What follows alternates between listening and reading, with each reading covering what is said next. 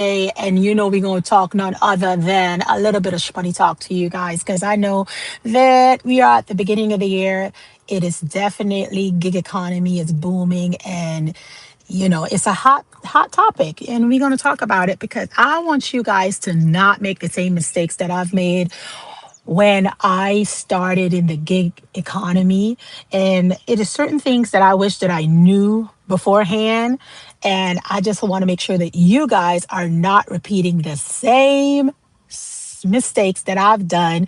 And probably some of y'all are still doing them or in the process of letting them go. Some of you all may not know what it is that I'm talking about. But for those that basically are interested in joining the gig economy and you just try to figure out, what it is that I should or should not do when it comes to gigging for DoorDash. Here's a few little tips I'm going to give you guys. Hi, Mythical. Welcome in. Hope all is well with you. How are you and your family? I know last time you mentioned that you and your parents were also doing DoorDash. So I have a few little tips that I hope that you guys will not repeat. So that way you all can have a smooth little dash and you're not coming upon any hiccups, okay? Hello, Sister Nicole. How are you today? Welcome into Life with Paulette. If you guys are just coming in here, go ahead and hit that like button because I want to drop a few little tips for you all, a little bit of nuggets so that way you guys can, adjust your gig work during these high or low season time on things that you must not do. Don't ever do these, okay? Because I've done them and they're a failure. Wait a minute, let me turn on my car. It is hot. Y'all see me glycering already.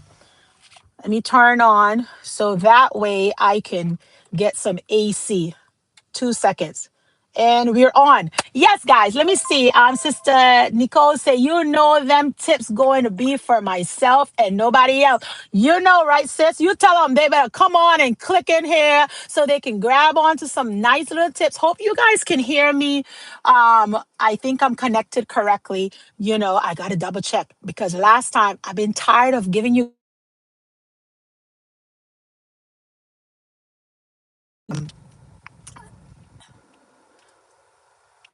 There we go.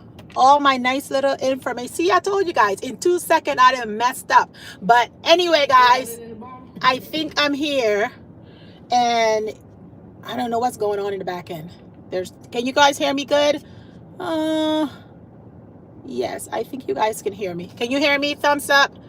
I don't know what's been going on. You are muted. I'm muted. Oh my God. See, I told y'all. Okay, here we are. Can you hear me now? You are muted. Can you hear me now? Thumbs up. Oh my gosh, see what happens when I turn this car on? This car is of the devil, okay? It's of the devil. Every time you see me come upon here to get in and start with you guys, because I want to give you guys some nice little tea, you know what happens? We go muted. I don't know. It's something with the CarPlay. I'm on my work phone right now just because I didn't want it to mute on you guys, and it still did it. So I should have just started with the Google phone. But I think it's something once I click on the car and it has to do with the car and the phone, whatever that mess is, guys. You know what? We are back and up and running. So I want to run through these tips for you guys. If you guys ever decide or is doing DoorDash in particular, we're going to talk about DoorDash today because that's the app that I'm working. And I want you guys to not repeat the same situations that I've done when I started doing the gig economy. And number one, you all make sure you don't do this, please. Don't ever decide to chase the hot spots. Don't chase the hot spot. Number one. And hot spots are those little red zones that comes out on the map and you'll be thinking that it's busy in that area. And you're like, oh my gosh, it's so busy. Let me drive over there to that hot spot. Maybe I'll get a few orders. Do not do it. Okay. My advice to you guys with experience that I've been door dashing for quite a while is to tell you all don't ever chase a DoorDash hotspot. In your zone, each zone are not created equal. So you may think that's a hot spot in that zone. So you drive all the way over there, you're wasting time, you're wasting money and gas, or some of you all are wasting charge because you got an electric car. I would not advise you guys to go over and run to any hot spot. This is what I'll do instead. I will figure out on your app in your area the time of the day that it's going to be hot in your area, the restaurants that is hot in your area. Once you start dashing for probably a week, maybe two, maybe three, you're going to figure out, guys, what areas is hot and what times is going to be hot. Some areas is not hot for breakfast. Some areas are more hotter during lunch. So I would advise you guys to figure out your area, create your own hot spots. You know the zones that may tip, may not tip. You know those zones that the restaurants is slow. You're going to know those zones that maybe, is going to be a little faster when preparing your food. The slower zones, the zones that's going to purchase and it's going to be a consecutive orders coming in at a period of time. Learn your zone when it comes to DoorDash so that way you would not have any issues. But I will advise you, do not follow the red zones. It's a fake. It's a flute. What do you call it? It's fake. Okay. She not real. She a fake. Okay. You follow that all the way over there. You get over there and sometimes you may not get no orders. It wastes of time. You're going to get frustrated. Figure out first your area and then you go and you assist how you can make your money and create your own red zones. Okay. That's my advice. Tip number one. Tip number two is that make sure that you just stop the cherry picking. All the cherry picking is good. I know there's a lot of people that decide, I ain't going to do this. I ain't going to do that. The system is set up to give you a little bit of good orders, some bad orders, and some ugly orders. Make sure that you have your percentage rate at a highest pace as possible. I know DoorDash, you can't decide to go 100% of acceptance rate because it's too tough. And I understand that scenario, guys. However, though, if you stay between, I always say 75 and 95% acceptance rate, I know it's hard on DoorDash, but it's a must. Get yourself as high as possible or give yourself a 80% to 85 or 80 to 90 little bit of space so you can cherry pick a little bit, but not too much, just enough. And save your cherry picking for orders that make sense. Do not go and cherry pick right off the bat. And DoorDash will play you so good. Every order they send in will be a low ball. And every time you decline, they'll send you another low ball. Especially if they see you're at a 90, 95% acceptance rate, they're going to make sure and chuggle down. What I will do in that scenario, say for instance, DoorDash send you a bad order, an ugly order, $2.50 for 10 miles, or a 5 miles for $2 or $2.25. Sometimes they're very disrespectful. I'm telling you. I'm just telling you. Y'all know what I'm talking about, especially my little DoorDashers, okay? I would advise you guys to turn off just say, you know what, DoorDash, that's what I do on Tuesday, because Tuesday DoorDash is disrespectful with me, so I don't turn on. If I'm receiving bad orders upon bad orders and my acceptance rate just keep going down and tanking, the system is set up to do that to you because they want you to get in a hot spot where they're messing with psychological with you. So if you're getting the first order bad, second order bad, third order bad, I would just say, just turn off. It's okay. Give it a break. Give it probably a half an hour to an hour. Go on another app. This is why I advise you guys, and this is going to be the next tip I'm going to give you, is to make sure you have diversification. You have different apps that you could play with. Okay? Don't just get stuck with DoorDash because you're not going to be able to play the game. They're playing the game with you when they're giving you all the bad orders. So tip number two is to be mindful when you cherry pick, make it make sense. Okay? Don't just be cherry picking and go down to 1%. Like one of the brothers, I think it was Brother Hayes is like, I'm at 1% acceptance rate or something like that, 25. I just want to say, cherry picking, it seems good, but DoorDash already up. They're 10 step ahead of you. So the moment they see you start cherry picking, they're going to keep sending you crazy orders. So make sure that you're mindful that when you do cherry pick, that it makes sense, and you give yourself space because you're going to be all the way down to the bottom. Okay. And I tell you to play games with you. Number three, learn how to multi app. That's the key when it comes to the gig economy. When I say multi app, guys, that means diversification of apps. Have your, some people even do catering jobs. They have roadie, meaning picking up bulk orders. If you're a dude, like I already made a video prior in regards to, you know, the roadie where I go to Home Depot and they're like a sofa. I'm in a little coupe here. You know, where a sofa can fit on my car. So that work, I am register up on it, but I've never done any of that because it just, I don't have a big enough car. I would need a truck to play with roadie. Okay. Now I remember when Mr. Ham introduced roadie to me a few years ago just when he came and visit to Hawaii, and then he was doing a live once and he was like, he do roadie on his gig on the side sometimes when he get a chance. That was back then. And I said, well, let me go and try out roadie. And I register. I got accepted right away. I was like, yeah, I'm in it. And I accepted a gig. And let me tell you, I would just stick. If you do have roadie and you want to incorporate roadie as part of your gig work, just focus on the pharmacy portion because you know for sure they can fit in your car. Like people picking up the meds part, that will work for certain individual. But diversify it. They have catering, like I mentioned. They have pharmaceuticals that you could go and you could focus on by picking up the orders. They have when they call, you could even walk people's dog. That's an app. That's in the gig economy too. They have where you could do laundry. There's so much out there for you. Don't just stay with the food economy. Because right now, like I mentioned to you, the food economy, first of all, the restaurants are not giving you those nice little holiday deals, so nobody ain't purchasing no hamburger for 10, 20 dollars no more because the holidays had passed. Now everybody's trying to save their coins. You're not getting a lot of tips as you used to get when people is more linear with their monies right now because income is a little tight. So everybody's not going to be giving you a 20 and $30 tip anymore. So all the offers that you're going to receive is not going to be high offers. They're going to be a little bit lower offers. Okay. The other thing I want to let you all know when it comes to multi-app, and when I say diversify, make sure all those little catering stuff is in there, not just the food app. The food app is nice, it's cool, it's fun, but you're gonna need to add some lift in there, some drive.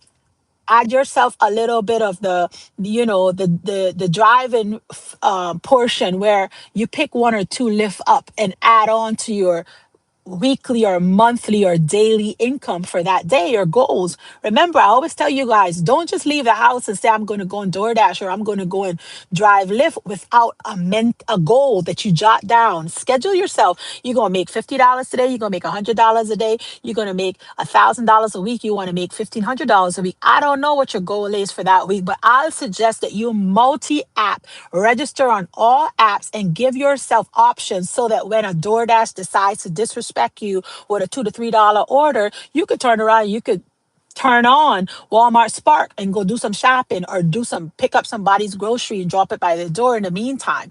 Figure out variety of options. Don't just stay hang up on one option. You will fail all the time. Okay. Number four, meaning that not all app are created equal and not all the changes on each app is going to be beneficial for you.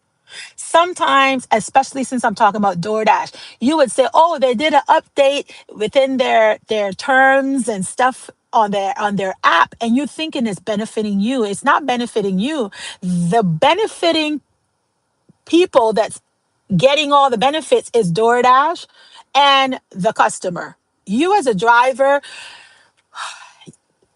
guys, it's not about you. And you're the one that takes up the bulk of the scenarios. You got to make sure the food is moved from point A to point B. You got to make sure that everything is taken care of, it's done appropriately and accordingly. You're the one with all the issues and trauma on your back by moving from point A to point B as the contractor. However, though, not all of the rules and regulation is set with you included. Okay. You're not included in that. So make sure that was one of the other things I used to think every time they update something that they were working on my behalf until I got a rude awakening. Okay. When a customer decided to say that I did not she was missing some of her food on on a McDonald order. She called in and said that her food was tampered with and she didn't receive all her food. Now everybody know that McDonald's is one of the only restaurants that's gonna seal everything. The pictures, everything was sealed, and the company was like, "Yeah, I know that you didn't do it. However, though, I just want you to know it's that."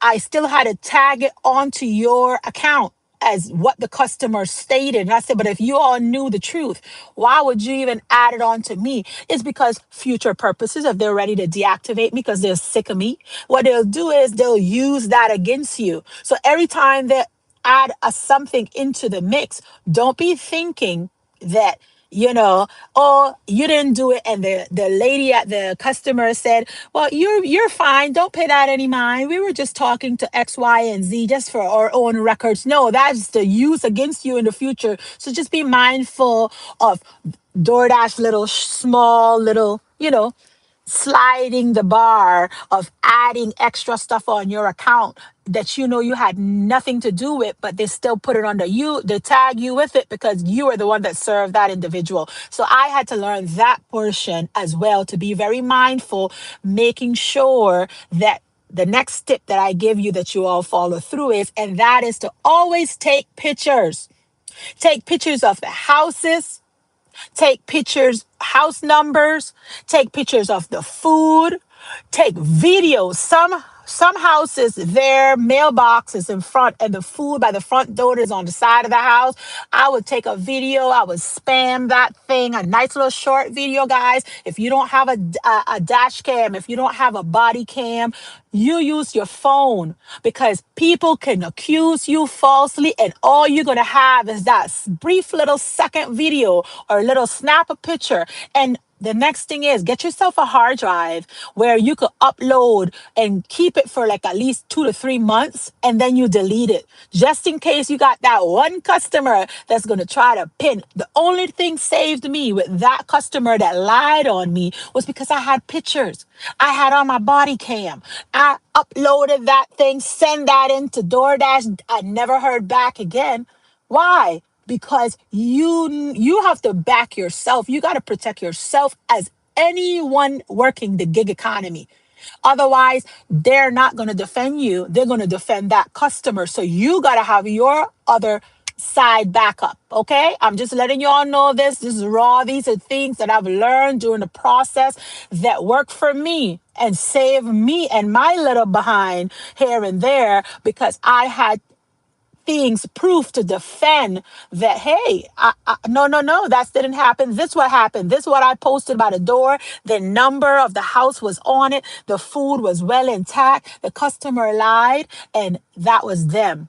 It wasn't me. So they took that off of me. But I just want you guys to know these things that I don't want you to repeat in the near future because you didn't know. I want you to say, well, wait a minute. Let me listen to this video that Paulette is saying. She said this, she said that, she said the other thing. And let me pay attention because I don't want to repeat the same things, because DoorDash is not in it for you. They're in it for themselves and they're going to protect the customer. You're the last thing on the list for protect. You got to learn to protect yourself by making sure that you're screenshotting, that you're taking pictures, that you are communicating with those customers, that even some of those customers that I feel a little funny with, especially those that give you those little funny messages about put it in the back in the black hole, cover it up with the sheet, those crazy messages. They're the ones that I even take more video and screenshots to make sure. Screenshot their messages that they're sending you so you can have a backup just in case you got to tag it along with all the other mess to defend yourself and clear your name, because people are in this gig economy on the opposite side trying to get a free lunch, and it ain't no free lunch in America. Okay, so make sure that you're protecting yourself at all times. Another tip I want to mention to you is to don't waste your time arguing with customer service. Now, I know that I keep like stressing that on you guys for the longest. Stop arguing with customer service. Customer service, some of those people, for customer service, they're trained and they can get you deactivated too. So go ahead there trying to slap your lips too much and get yourself in a bind and wake up tomorrow and you can't dash, okay? Because they decided, hey, you messed around with me like that. Let me show you what I'm going to do to you, okay? So I just want to let you guys know, do not go there trying. Another tip that I've learned during my dashing or any gig app, never argue with customer service. Those people are basically, they're trained in the support area. They have a script. They're gonna follow a script. If you've worked for Uber, you know what I'm talking about. Those scripts, okay?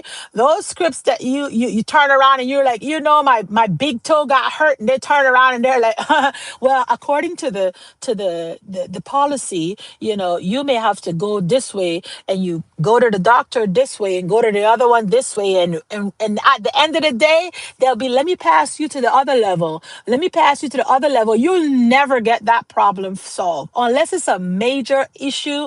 I would suggest that you connect with them. But if it's something that you're not gonna win, there's no sense of fighting with them. There's no sense of calling them with any attitude and stressing yourself out, because it just don't work. It's not gonna work. It never gonna work. All right. Tip number, I think I'm on number 6 or 7. I can't recall. I'll run it back afterward though. Tip number 7 is to never ignore bad zones. Remember, I always say all offers are not created equal. Why do I say this, Paulette? Sometime you on DoorDash, especially, an example was this morning. This morning, I got a nice order from my house to drive all the way 30 minutes away. It was a nice order. However, though, I did not calculate that there was going to be an accident. That was out of my control. I did not calculate that I was going to have issues getting to the restaurant on time. I would have been getting to the restaurant an hour later. Now, we all know on DoorDash, your timing, they're like, I don't care. It could be an accident. You could be part of the accident. They're like, I don't care. I can't save you and your percentage rates. Like, we're going to attack. If you fail, you will get that violation. So I had to make a quick decision and say, you know what? I'm not going to make it there for an hour. So you know what I'm going to do is I'm going to go ahead and I am going to cancel this order. So I had to call support. The computer answered me, walked me all the way through, and told me, you know what, Paulette, if you're not going to make it, yes, it will affect your acceptance rate. However, though, it will save you from a violation, because I was going to be there an hour later. So I had to unassign myself from an order that was a good order, but it was the wrong timing. I was not prepared for the accident. Okay. So sometimes you're going to get in a situation where you're going to think, oh, I'm in this area. It's a good this, it's a good that, not incorporating the traffic. Number 2, not incorporating, even though it's a good offer, the restaurant could be slower than two snails fighting. Okay. Trust me, for them to get to each other and start fighting, it's going to be a long, long time. So long story short is, even though the offer looks good, be mindful, the restaurant may be slow to get there, the traffic may be bad, you know timing when it comes to bad zones. That's part of bad zones. Know the bad zones. Know the red signs, guys, for those little restaurants that slow the bad traffic to get there. I don't care how much that offer is, it's not going to value nothing by the time you wait and pick up the food and take it to the customer, drive through the bad traffic again. It don't worth it. Okay. So I'll advise you guys is to be mindful when you accept an order. Make sure that you're thinking and knowing how far and where the distance is, so you could calculate appropriately and accordingly. Otherwise, you will either have to unassign like I had to do today, or it's best to don't turn on until you are in the area, or halfway in the area, through all the extra craziness that could happen that will prevent you from getting to point B. Okay. That was the other one. Number 8, make sure that you're tracking your taxes. And this is extra. I want all of my gig economy individuals out there to know that if you are not registered yet with a GET, and if you don't know what a GET is, that will separate you from receiving a 1040 to a 1099. We are contractors, independent contractors. Don't take this job as a hobby. This is not like, oh my God, it's a hobby. You're an independent contractor. Your taxes is going to be formed under a 1099. And I'll advise you all, you have a few more days in order to pay for your GET taxes. That's to give you your individual as an independent business owner taxes that you pay. You could pay quarterly, you could pay monthly, you could pay yearly. I'll prefer you guys to pay every every 3 months the max. Because why? It's because you will get paid. You will get slapped either at the beginning or at the ending. IRS Uncle Sam is going to track you down. Okay, so your money, you got to be able to make sure that you are doing the right things, because you don't want to get hem up when it comes to your taxes. GET, I think it's the 17th is the last day to file for your GET taxes. My husband was like, babe, where's your paperwork? I was like, I don't know. He's like, what do you mean? You're the accountant. Where's the paper? I said, I got to go and look for it. It's somewhere. I normally will have to go on the apps and download all of my tax paperwork from last year so that I can get everything in order. But it's something that most people just go over their heads because they're not prepared for no taxes. They're thinking the gig economy. Yeah, I'm in the gig economy.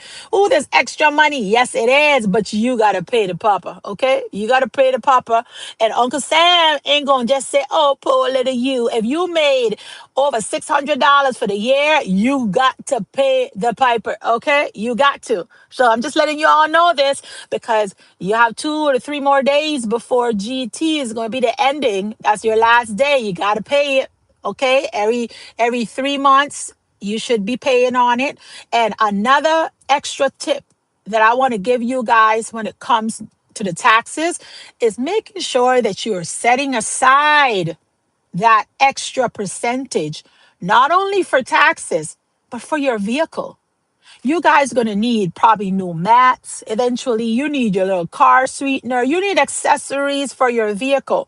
Set aside out of your 100% that you receive on a weekly basis or on a monthly basis, set aside yourself 30% of that and say 10 goes to taxes or 20 goes to taxes, and the other 10 I got to put aside for vehicle. What happened if you need an oil change? What happened if you need your tires or something, and you're just spending all of your money and not saving and setting anything aside? I would suggest you guys make sure that you do not. The last tip I want to make sure, the mistake that I've done during DoorDash or any part of this gig economy, was for thinking that this was just going to be a little hobby for me and not treat it as a business.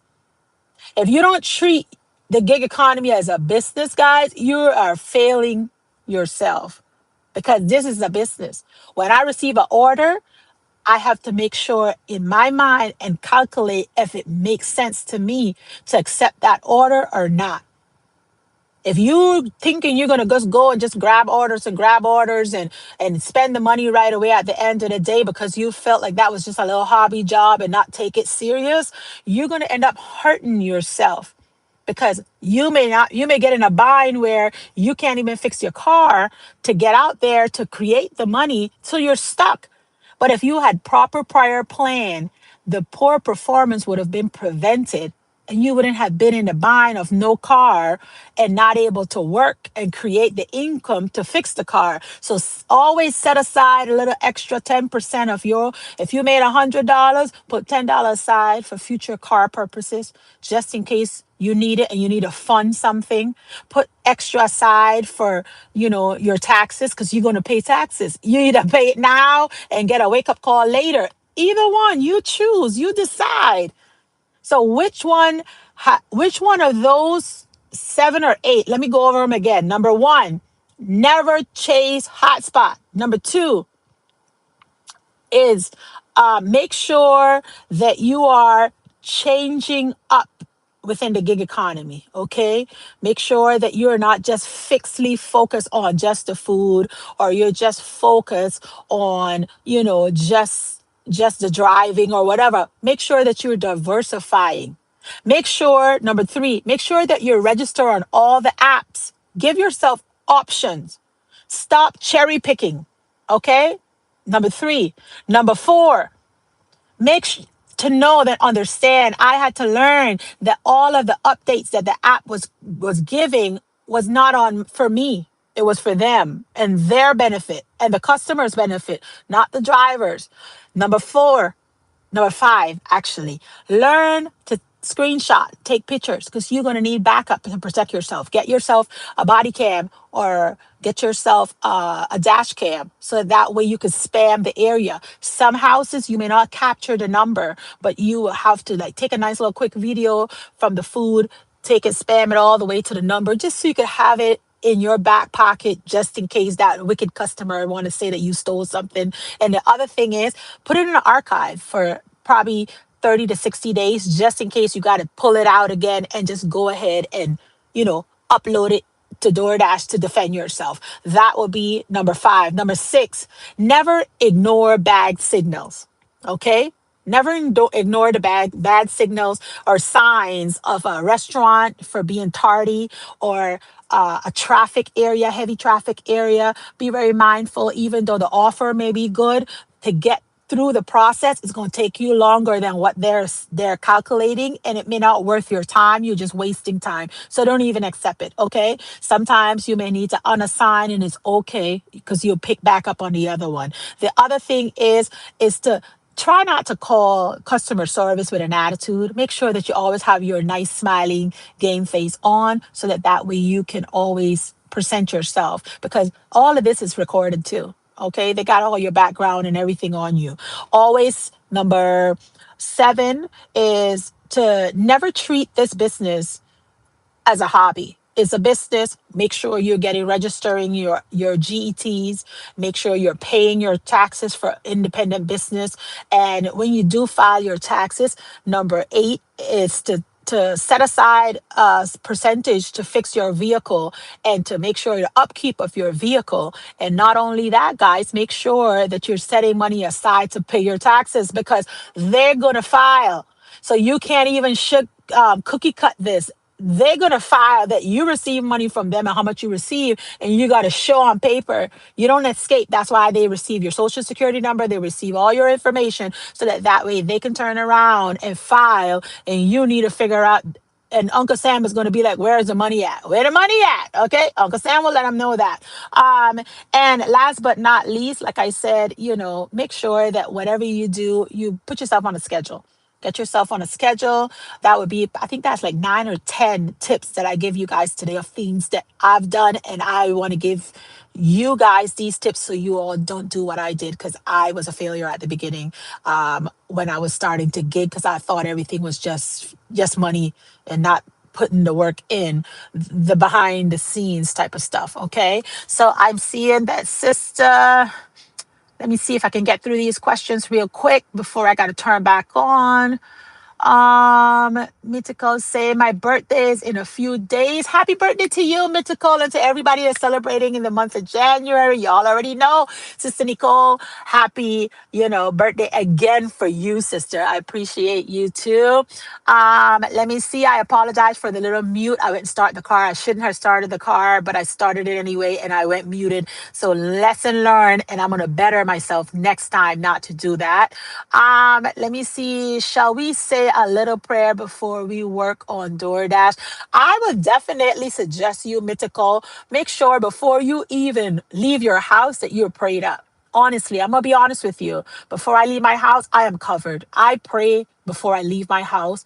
I pray in the middle of the day. I'm always praying, because you're gonna need all the patience in the world when it has to deal with anything in the gig economy. You're going to need that patient, because you're going to have that customer that will test you. 1 out of 10 is going to test you. Okay. So I just want y'all to know, I will recommend you all always stay prayed up, because you never know. Sometimes you're good to go, but somebody else may bump into you on the way, or something happen to you, accident, God forbid. But I would suggest keep yourself prayed up at all times, sister. Sister Nicole says, I gotta let my husband know. Yes, sister, you better. Sister Nicole said, but you know what? My husband don't pick cherries. He picked berries, blueberries. Thank you so much for this video because I was wondering why when I DoorDash with my husband don't seem busy, but it has a red zone. Yes, and it's just a fake little flute when you see those little red zone. It's just DoorDash. You guys got to create your own zones, and I've learned that the hard way. But because I've learned it, I want to make sure that you guys are aware of it. Okay. And that's why I like to share things. If I fail, I don't want you to fail. I want you to succeed. Okay. So learn from Paulette. Do not chase no red zone. It's a lie. Okay. DoorDash just want everybody to turn on so they can keep sending you the those crazy orders. The more people that turn on in that red zone, the more crazy orders they can get out because people are like, oh, I guess eventually they're gonna give me a good one. Let me just take this little low ball here with no tip and $2.50 for 10 miles. They don't know any better. It's a setup. Don't fall for the trap. Okay, sister? Sister Nicole said, my husband does a lot of restaurant door dashing because a lot of people don't like to cook up here. I never saw him do groceries. Oh, really? Well, he probably haven't done the grocery because he don't have the preference toggle on.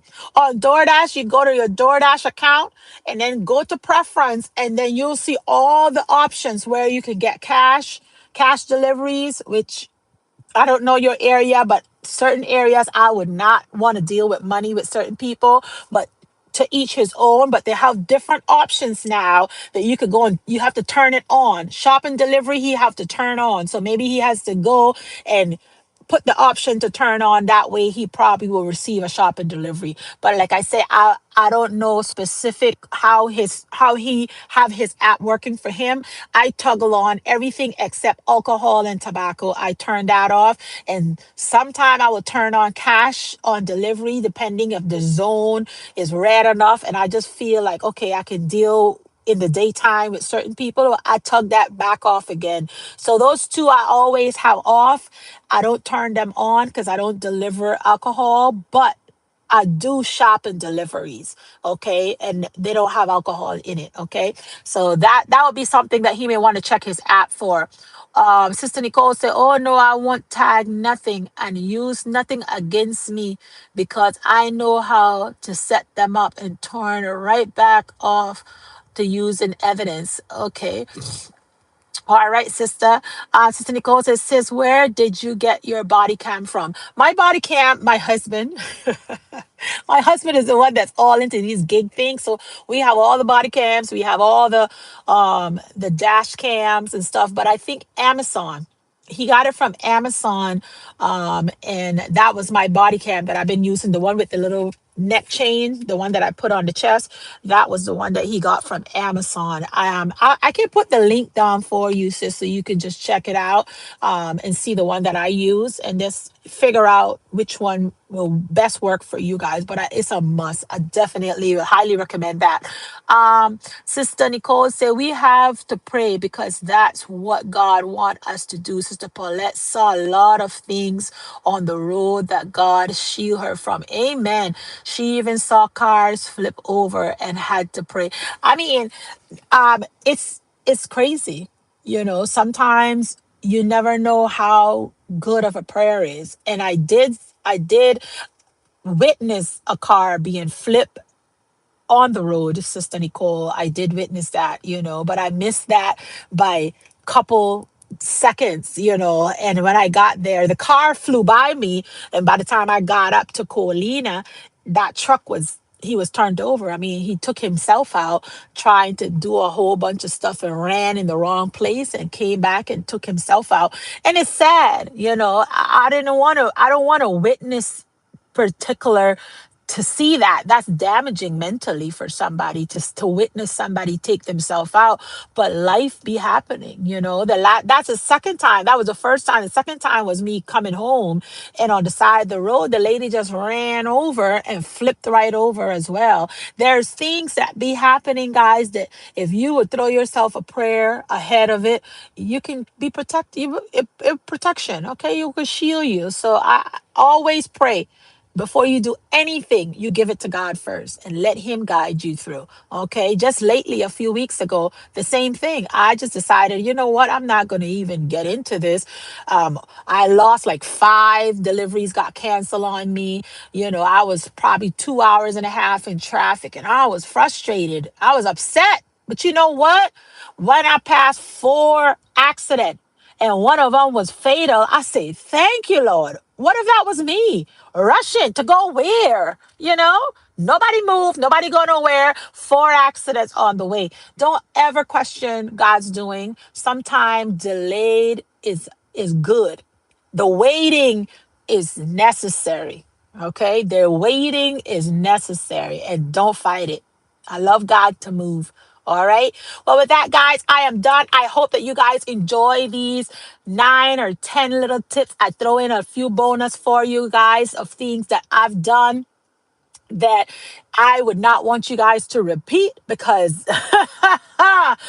it was a failure for me. Okay. So they're the 10, not five. They're the 9 to 10 things that I definitely started off this last couple of years that I failed at. And I want to make sure that when you guys decide to turn on your apps, that you're not repeating the same failing mechanism, or believing that this is what it's entail, or this is what the gig economy should be like, and they're defending me, and they're changing everything because they want to protect me. They're not protecting you. You got to learn to protect yourself. So at this point in time, love y'all. Thank you guys for coming into Life of Paulette. Today we did a little bit of not on the go because I'm parked today, but we talk a little bit in regards to Shmoney Talk, and I hope you guys enjoying the Shmoney Talk videos. Today is Thursday. Oh my gosh, today's Thursday already.